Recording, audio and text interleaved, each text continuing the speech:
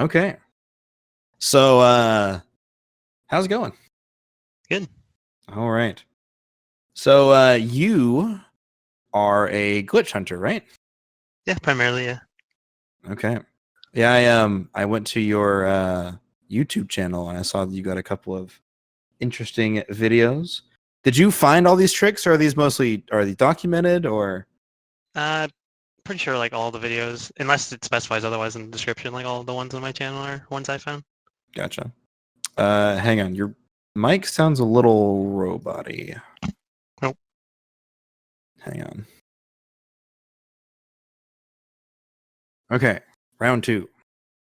So you were saying the glitches on your channel you've mostly found, right? Yeah, I'm. It's either all of them or like almost all of them. Gotcha. I can't remember if there's any specific ones, but okay, cool. Because I noticed there's a lot of Paper Mario TTYD stuff. I love TTYD, by the way. Yeah, that's my main game that I work on. So nice. Yeah, I am a bit of a tangent. I want to pick up the game, but it looks a little intimidating. So I'm I'll learn it one of these days, but I am a little like palace skip sounds really hard, and yeah, that's the general opinion about it. Yeah. been trying to like solve that problem for quite a while. Yeah, well, it's because gosh, I remember I followed the history a little bit for a while. Palace skip was like the holy grail. And then finally we got it, but it's hard. But I mean, listen, I'm glad that we have it. It's just yeah. Anyway. Things are still moving in that game, so like I'm sure we'll find something else eventually. I'm sure. TTYD has had a very interesting. It's a shame that sorry, not that it's a shame. So Malio did a video on the world record history. This would, if he didn't, I would 100% do a video on this because I mean his video is pretty outdated already. So I guess it's true. I don't know. I'd have to pass it by him because I would feel really bad if we did a video that he's already done. I could mention it to him. I talked to him quite a bit, so. Okay, well, if you want to. See what his opinion is. We would love to cover it. So, but anyways, I digress. Getting back to Minish Cap. So you found some stuff in Cave of Flames, specifically with the diagonal angle stuff. So what made you? So you said you're mainly a TTYD glitch hunter. What brought you to Minish Cap in the first place? Well, usually when I'm like, kind of getting burnout or like bored with a certain game, like I'll just kind of like look and see what else there is that I haven't looked at before. And usually I'll look for something that like sometimes I'll go for random games, but usually it'll be like stuff that I played in the past. So like I played that game like multiple times as a kid. So I was like, and I knew like some things about the speedrun. So I was kind of just like, well, I'll look and see like what we got to work with here, and just kind of turned into like messing around, see. And then I heard about what is the skipping Palace of Winds? That's like frame perfect, really difficult. Yeah, Ocarina glitch, cutscene Ocarina glitch. Yeah, whatever. Like that trick where it just like wasn't good for runs. It was like a bunch of runs would die to that, and I was just like, well, maybe if I can solve that, that'd be cool. And then it ended up happening like way faster than I anticipated. So yeah, and in a way better way too, right? Yeah, exactly. Like really easy too. Like I don't think anyone's really said it's a hard trick. No, I don't think it is. I think it is a hard trick. Like just when I look at it, it's like you use Kanepaki, and then you just go in there and you jump out with a diagonal angle, and then you just like hold shield and you reposition, you do it again, and all of a sudden you're on a weird layer and you can just go whatever you want, right? Like yeah, kind of like the dream. Honestly, exactly. Yeah, like it's repeatable. So if you fail it, you can retry it.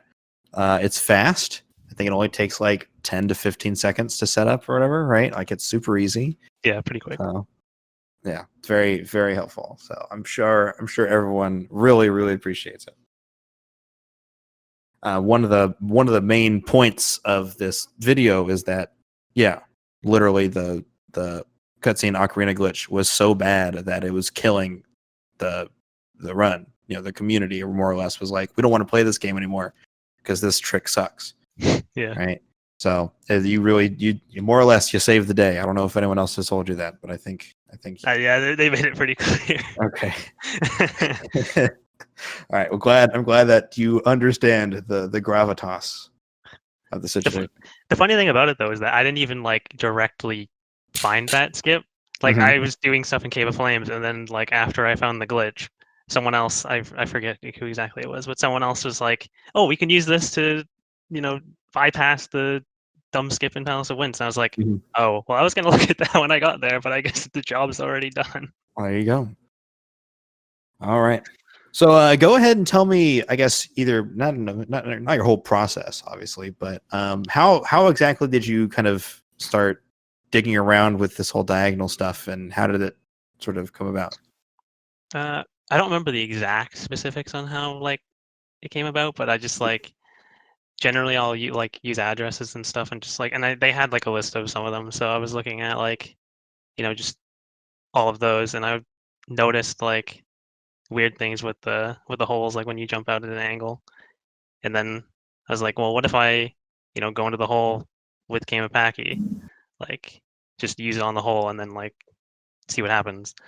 And Mhm. I had messed with the layer stuff before, like I was kind of like obsessing over that when looking at things. I was like, can I get onto layer 2, or can I get up a layer without like with the ways other than the ocarina glitch?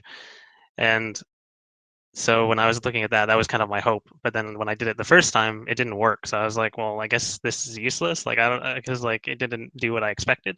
But Mhm. then when I went and tested it in other spots, like maybe not even half an hour later, like I'd already said like, oh, I think this is useless on the server. But then like half an hour later, I was like, oh wait, this is broken, Just because kidding. it put me on the second layer, and I was like, okay, I guess we have a skip. So, and then that kind of just led to like all the other stuff with it, where it's just like, I was like, well, if this is weird, then like, does it do anything weird with other things? And then that's how we found out about the pulling objects. Yeah. Yeah.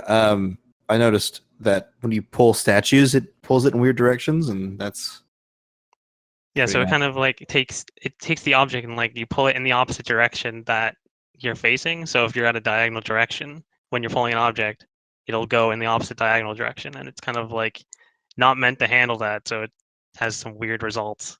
Mhm. My theory is that because, well, I guess whenever you're pulling, I think that it uses Link's collision as like a check to see if it can move somewhere. So because it doesn't move diagonally normally, it doesn't even check for collision. So if Link can move, then it'll just move it. So that's why you can pull it like wherever you want. Yeah, maybe because you're going at a diagonal, since you can move like to the left, like if you're moving at a diagonal, and then the wall's like perpendicular to your movement, like you'll still go in a direction. So I guess Mhm. if you're still moving, it'll consider that movement. Yeah. I don't know. It's very strange, but it does. It's actually really. I mean, not actually. It's super useful and super cool. So yeah. Yeah, So luckily, oh sorry. go ahead. That's just gonna say, luckily, all the things that I found are easy. Usually, the stuff I find is like frame perfect or like really hard. Yeah. So Well, it's good you found some easy ones. yeah, Okay. And then you said somebody else just took your idea and applied it in Palace of Winds without you yeah, even. because like I hadn't looked at that area yet because I was still just like playing through the game, messing around Mhm. again.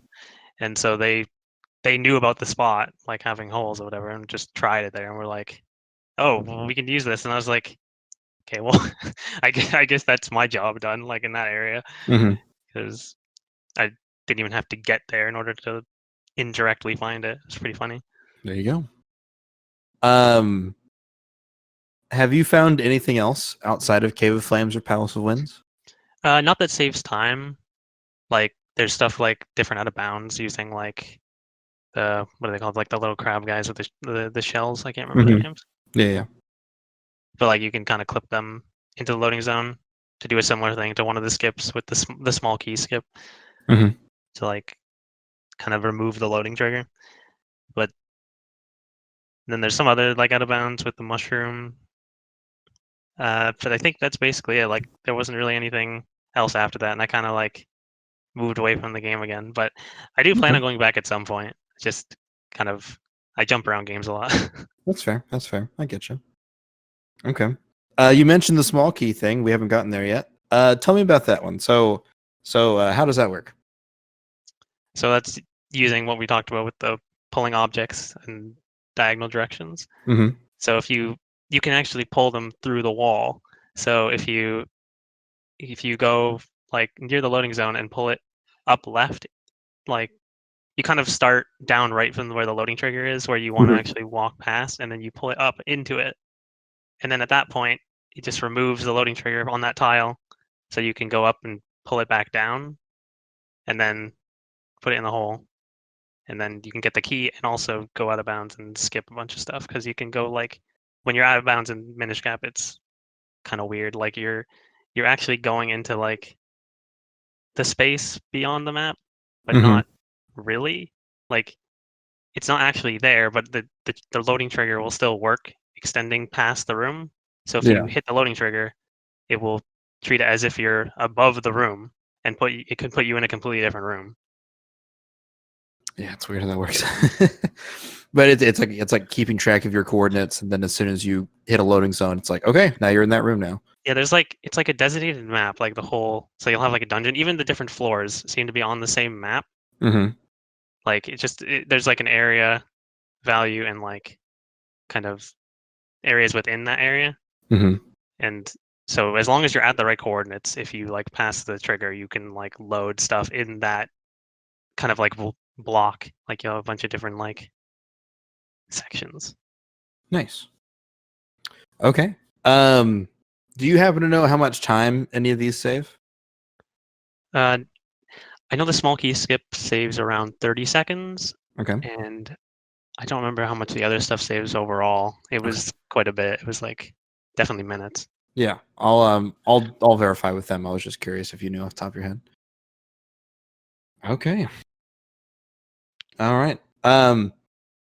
Yeah, I don't know if I have a whole lot of questions for you because you don't run this game. Yeah, but like my history with the game is like very short.